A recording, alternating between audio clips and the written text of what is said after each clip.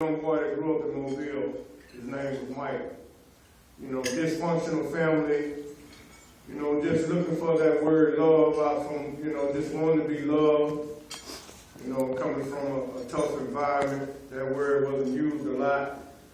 Experienced a lot of physical abuse because Mike was a real kid that liked to roam the neighborhood. You know, he was a guy that wanted to know what was going on in his surroundings. And in the process, it caused a lot of problems in his life. And moving on, early on, just going to school, and I found out that football was a way out. Watched my brother, great athlete, and I saw what touchdown does. It electrifies the crowd. And people call your name and tell you how great you are. So at that point, I wanted that love. I wanted that accolade. So I practiced and I practiced and I practiced and became one of the best, so I thought. And so I learned early on that if you could play football, they'll sure pat you on the back. But it was that patting on the back that I found out that's fake. And so through life, I went through life and went to college and Alcorn State University and played on the championship team, and life was good and we were on our way and I was going to be able to deliver my family out of poverty but God had another plan. Sophomore year injury, never can play again. Life upside down, what I'm going to do now. And back in Mobile, and at that time, crack cocaine was an epidemic.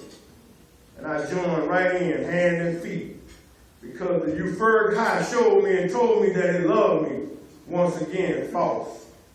So in the process, I found out that addiction doesn't matter. It doesn't discriminate. Black, white, poverty, or rich. It'll take you down. So in the process, I became homeless. Stuck, crackhead, living on the street, eating out dumpsters. Wasn't raised that way. Couldn't stop, didn't know how to stop. Of course, you know when drugs and it's active, it ain't gonna be long before the police be there. He experienced that life too, in and out of jail. Institution, 22 times in treatment, couldn't get it right. The same people that pat me on the back and say they love me, now I couldn't even get a cup of water out of their house. So here I am on the streets again. Mother suffering from ovarian cancer. Family blaming me because I can't get clean. Mom died, I'm in the penitentiary, come back shackled like I killed the world. Petty crime. But that's what addiction does, people. And what you're doing here today is an awesome thing that's going to give another young man or a young woman another opportunity in life. And so we went through that and treatment after treatment and ended up in Birmingham, Alabama. What am I doing here? Don't know nobody. End up at this little building, showed up, people sleeping on the street, around the building on cardboard. And I'm like, my goodness, I'm all alone. What am I going to do? But it was that little place, the firehouse shelter, that little fire. Now, a lady named Miss Devil. Two things that always stick out. That the cell phone is mightier than the sword. And she said, any man that work all day and give his money to another man, that don't sound right. That sounds like a relationship.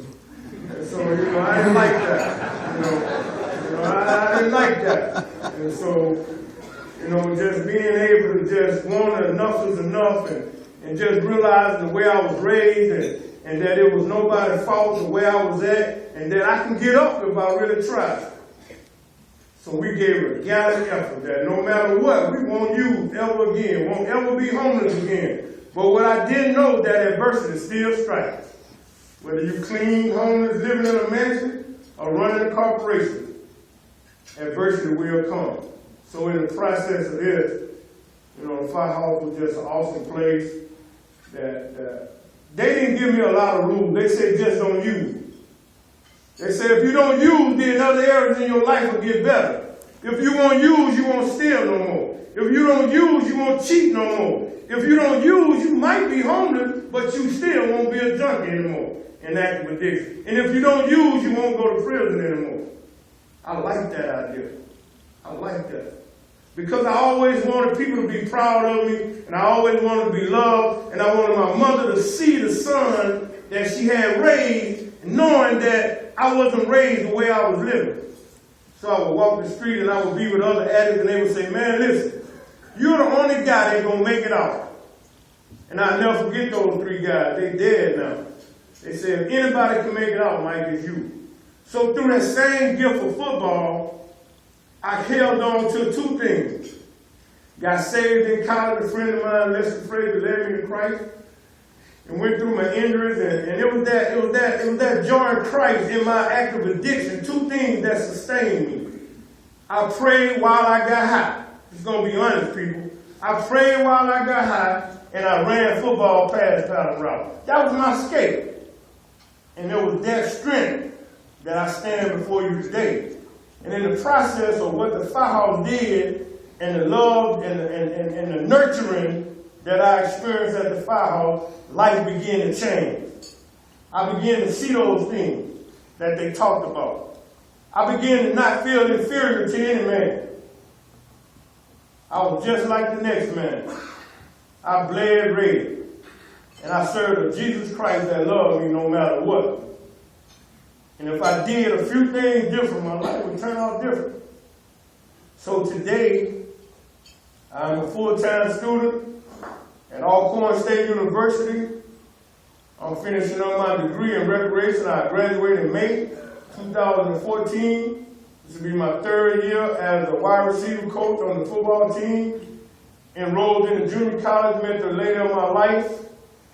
And my brother was like, man, that lady don't want it. Man, you're a dope addict coming out of dope. That's a doctor. She don't want you. But God had another plan. And one thing I knew how to be persistent.